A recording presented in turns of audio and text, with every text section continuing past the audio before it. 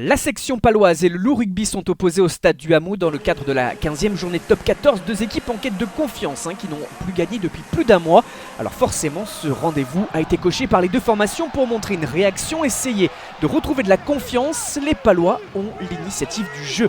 Durant les premières minutes, ce sont eux qui mettent le plus de rythme et à défaut de réalisme sur leurs attaques, cette possibilité de scorer suite à cette pénalité contre les Lyonnais, la faute de Tuisova au sol et Zach Henry ouvre le score.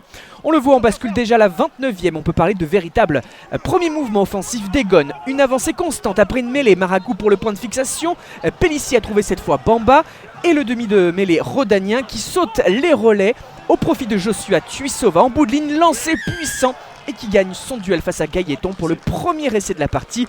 100% de réalisme pour le Loup qui prend le score grâce au 4e essai de la saison du Fidjien, futur joueur du Racing 92. La passe de Pellissier crée le décalage et plus largement c'est la vitesse d'exécution des Lyonnais qui a fait toute la différence sur cette action que l'on a revue. La fin de premier acte, Berdeux a transformé mais il reste cette mêlée à négocier.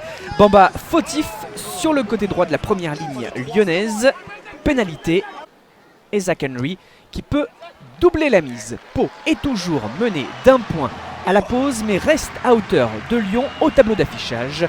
Le score donc à la mi-temps en faveur d'Egon, 7-6. D'Egon que l'on retrouve à la 71e minute dans une seconde période bien plus hachée, décousue. Le banc rhodanien a apporté un surplus d'énergie avec ce choix fort de la pénal-touche. Sur cette occasion, ballon porté, les avants à l'œuvre et justement Liam Coltman entré en cours de jeu à la conclusion. À ce moment-là, les rhodaniens égalisent alors que Henry avait remis la section devant. 2 essais à rien. Cela sera transformé par Doussin pour faire passer le Loup devant. Le Loup qui mène donc, qui continue d'attaquer à l'image de Veredamou. Cretin qui est là derrière au soutien. Et Lyon encore dans l'avancée, plein d'énergie dans cette fin de partie. Pau a du mal à contenir son adversaire qui enchaîne.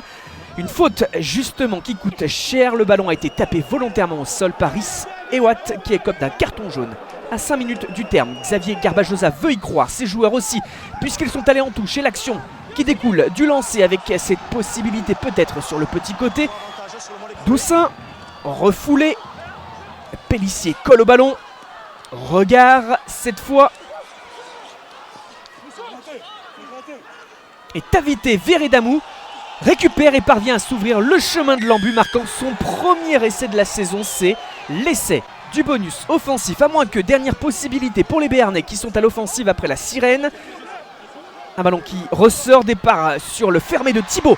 Dobagna qui s'en va aplatir en coin pour l'essai, peut-être synonyme de bonus défensif. Conny Basson nerveux forcément et le plaquage de Berdeux sur Dobagna qui pousse le demi de mêlée en touche avant que le cuir ne soit aplati. Le coude est dehors, pas d'essai donc pour Pau.